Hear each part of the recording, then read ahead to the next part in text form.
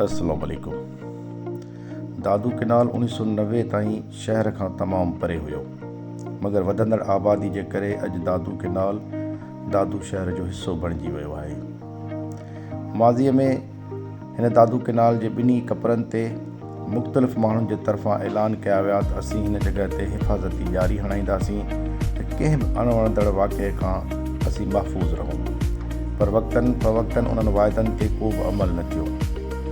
ऐं सूरत हाल इहा आहे त 6-12 महीने को न को ॿारु मिसिंग थिए थो ऐं इदारे जी सुस्ती जे करे उन जी ॻोल्हा प्रॉपर तरीक़े सां थिए नथी, ऐं पोइ ख़बर तरे थी पए त उन जो लाश हिननि केनालनि जे पासे में किथे न किथे असांखे मिले थो।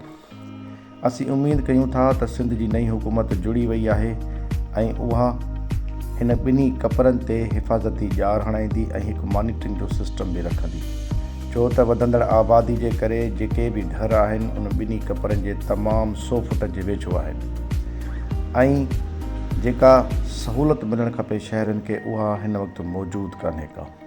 नंढड़ा ॿार सुबुह जे टाइम ते मंझंदि जे टाइम ते खेॾण जे हवाले सां या शइ वठण जे हवाले सां ॿाहिरि निकिरनि त था, पर कॾहिं न कॾहिं उन सां को अहिड़ो वाक़ियो थिए थो जंहिंजे करे वालदेन ऐं सिविल सोसाइटी सॼी परेशान थिए थी। असीं उमेद कयूं था त हिन हसास मामले खे सिंध जी हुकूमत दादू जा जेके बि असांजा चूंडियल नुमाइंदा आहिनि अवलियत जे बुनियाद ते ॾिसंदा ऐं हिन जे ॿिन्ही कपनि ते असांखे ॾियारी हणाए ॾींदा त कंहिं बि अणवंदड़ वाक़े खां दादू वासी महफ़ूज़ रहनि। हीअ वक़्त जी ज़रूरत आहे, जंहिं बि शहर जे अंदरि अहिड़ो मामिलो थींदो आहे त उते ॾियारी लॻाई वेंदी आहे। पाकिस्तान ज़िंदाबाद।